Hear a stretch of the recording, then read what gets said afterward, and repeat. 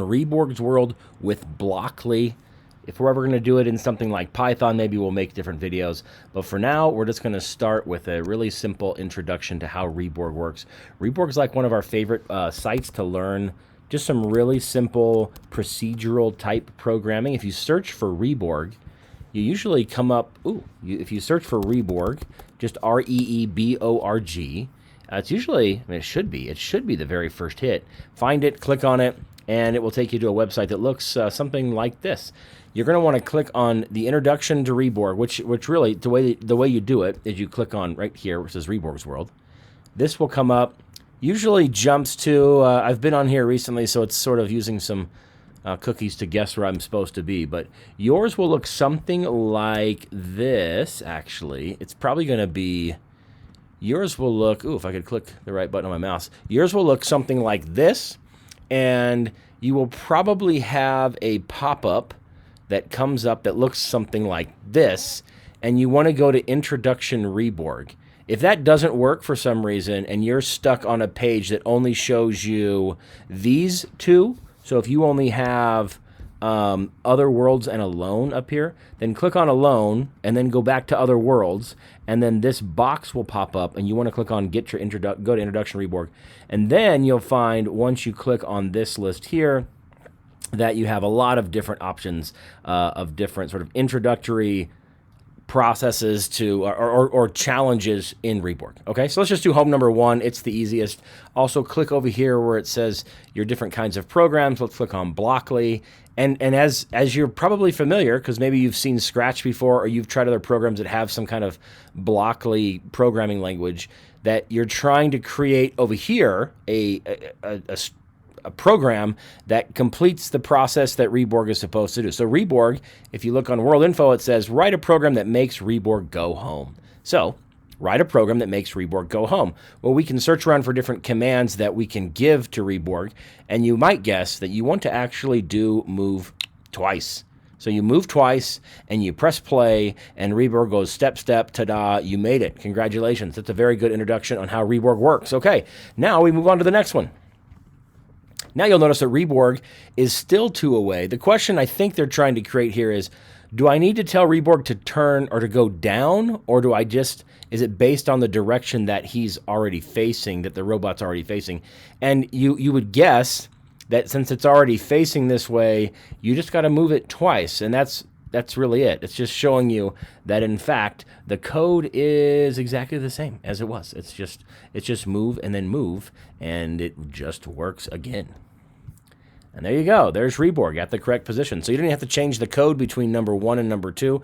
Now, I don't know how your teacher's having you turn this stuff in, if they're making you take screenshots, or if you're just doing this for fun. Either way, there's not really a way to save it. There's not, at least as far as we know. Maybe there's something I've never seen before. But really, we're just trying to make different, this thing pop up. You know you finish it. It does save next to these. This little robot head shows up when you have completed it, and it uses some browser cookies, I assume, to sort of keep that there. So if you come back a day later on the same computer in the same browser, it usually shows that Reeborg head shows that you completed it. But in any event, that's pretty much all you can do, other than maybe take a screenshot of it. You can also change your guy, your dude here. You can be a race car. You can be another race car, and it will just change your character. Your sprite is probably what they would call it in Scratch. In any event, you can do that. All right, let's go to number 3. It gets a little bit more complicated, but not really. This time, we need to move, turn left, move, right? So here we are, move, turn left, move. That makes sense? Should make sense. It's really simple. Move, turn left, move. Got it, click, easy stuff, right? Yeah, there you go. Let's do number 4 as well, just to give you a feel for how difficult it might be, but it gets really difficult down here, but this is a good sense for how this starts to really force your brain to think in ways you don't usually think, but in a very defined process, a very step-by-step process, which, of course, when you work in computer languages is very, very useful. And really the only way it can work. It has to be very defined and simple processes that a computer can follow. But when we put them all together, it can be complex. So, for example, our Reeborg needs to go move, move, move, turn left, move, move, move, turn right, move, turn right, move, move, move, turn left, move, and you can say all this stuff, and you can try that. And most people, I think, the first time they do it, they'll come over here and they will start going move, move, move, turn left. Oh, keep that there, and turn left. And you'll notice you can like duplicate this, and it will give you more of this stuff. So that's that's kind of fun, right? So you don't have to go over there and do that all the time. So we can keep just move, move, move, and then we want to turn. So we move, move, move, turn left, move, move, move, turn right, and then we go in here and we realize we can't turn right. There is no turn right. Why? Why is there no turn right? Life would be so much easier. Well, the reason is because they're trying to teach you that sometimes we have to build up from the bottom to make it work. And so how do we make it turn right? How do we make our Reeborg robot turn right if we can only turn left? Well, as you've probably thought about, you can actually just make it turn left 3 times. So we could come over here and we could actually just grab this thing and we could duplicate it and we could duplicate it. And then we could duplicate that one and we could move, right? And so now it's going to go move, move, move, turn left, move, move, move, turn left, turn left, turn left, move. And that might get us on our right path, right? So this is how you're usually tempted if you haven't done a lot of coding in your life. This is how you're usually tempted to start this thing out. And it's going to say you're not in the right place because you're not, of course. But we're kind of making progress, and now we just have to make it turn right again. Correct? That makes sense? So we'd have to repeat these 3 things right here, and we would turn left, and we would turn left.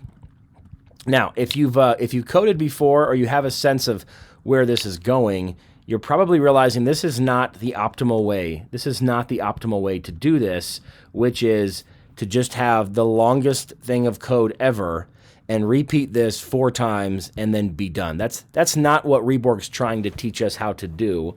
What it's trying to help us understand is that there's a little bit of a looping action here, right? It's sort of repeating itself, and you can see the repeats here. Not only does this entire thing here need to be repeated, so you notice if we press play, I'm going to press pause and take it to the end of this step. Not only once you get to this point here, it really is it's repeating this entire thing about 4 times to get down to here. So this entire thing, you'll also see there's this move 3 that needs to be repeated. There's a move 3 here that's repeated. There's turn left, turn left. We can make our code a lot cleaner, a lot simpler if we start to combine these terms and use some of these other processes to make our code cleaner and sharper and a little more, I think even more intuitive. Because if this is just if we just made the longest list ever of code, it wouldn't be very helpful. If we wanted to fix something in our code or change it or adapt it, it would be really hard to be like, well, what is this turn left here? Is that this turn left or that turn left? Anyways, it would get really messy, as you might be able to imagine. So what we can do is we can use these blocks over here. So let's grab the loops block to start, and let's grab this and let's just put it all inside of there, and then let's just repeat that 4 times. Cool. And so let's try that. Let's see what happens. I'm going to just play this, and it's going to repeat all of this code right here. It's going to repeat it 4 times, and you'll notice over here it's repeating, and I can pause it, and I can grab this box right here, and I can say, and it gets to this point, and now it comes down to here, and it gets to this point, and then we take another step, and it's going to turn left, and it's going to say, ouch, I hit the wall, and that's because it turned right. So it was going to this loop a 4th time, and it really was turning right, and then it moved into the wall. But we don't want it to move. We want it to somehow stop right there and tell it, you kind of repeat this 4 times unless you end up at a house right here. If you end up at the house, then you're done. And we can do that through this decision tree right here. So we're going to grab this if box. I'm going to put that if box right there. And I'm going to put, if this condition is at the goal, then you are done. Okay, you're going to be super tempted to be like, I'm finished, I got it, because this code does in fact work. But I do want you to take a look at a couple things. See where it says move, see where it says move, see where it says turn left, see where it says turn left. In my brain, I just feel like we have to make that cleaner. So I'm going to grab this loop really quick, and I'm going to grab a move box like this, and I'm going to repeat this move box 3 times, right? And then I'm going to take it even one step further to make it even more difficult, but just so your brain can sort of wrap around it. I'm going to create this defining loop here, and I'm going to call this move 3. And I could have called that whatever I wanted to, but I like to call it move 3 because, well, you move 3 inside of it, so I can remember what it is, especially if I'm doing a really long program. If I gave this a weird name, right, like unicorn, and in 45 minutes, or if I came back to another day, I would not remember what unicorn meant, and I'd have to go back and read it. But if I do it something that I can remember, called move 3, well, good for me. And so now I have this thing called move 3. And so what I can do now is in my defining events, I have this new function that every time I call this move 3, it actually will run this move 3. So I could go through here, and every time I see move 3, I can replace it with this thing, right? Does that make sense? Now it gets a little bit of a task, because this is where Blocky gets a little loses some of its usefulness here, because sometimes these things they sort of stick together when you don't want them to stick together. But that's okay. That's okay. And then you got to throw these away. It's not like Scratch where it won't run if it's not connected to something. It will run either way. You'll also notice I have this one that's called turn left, right? So let's do another one. And instead of saying turn left 3, let's just call it turn right, right? We do that. Come to basic commands, grab this thing called turn left. And really we want to repeat that thing 3 times. I could put turn left, turn left, turn left in there if I wanted to, but it seems to make some, I don't know, in my brain, it seems to work if I just put that in there, and call that 3, like that. And then we're going to pull these things out. We're going to throw that one away. We're going to throw, I want to keep the move out. We're going to throw that one away. And then I grab this defining, and I do turn right, move, turn right. Okay. Beautiful. So we're not repeating ourselves in the sense that we're not trying to do move, and that's a really good concept of coding, is we do not want to repeat ourselves. So we put the things we have to repeat, we put them in functions. So now I can just adjust this all by itself without having to go through and change it 4 different times or 5 different times. Now, if we zoom out a little bit, we should be able to run this program, and it should work just great.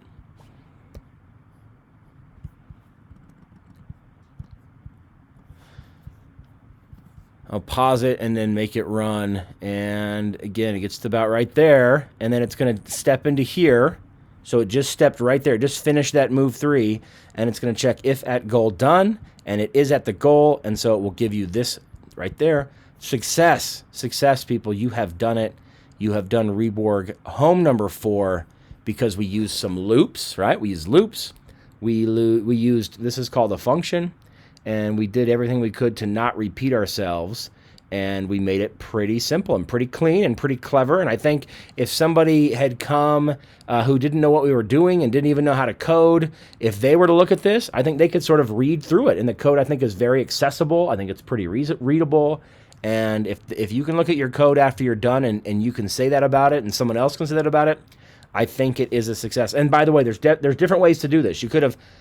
there's lots of different ways to do it, but we're trying to make it accessible, trying to make it repeatable. We're trying not to repeat ourselves and just clean and smooth. And so you could look at this at any point in the future and be like, oh, I know exactly what this does. This moves 3, turns left, moves 3. And it repeats that 4 times. And if that's the goal, it stops and it turns right and it moves and it turns right. Seems like a very clean process. All right. Hopefully that helps to get you started on how to do Reeborg.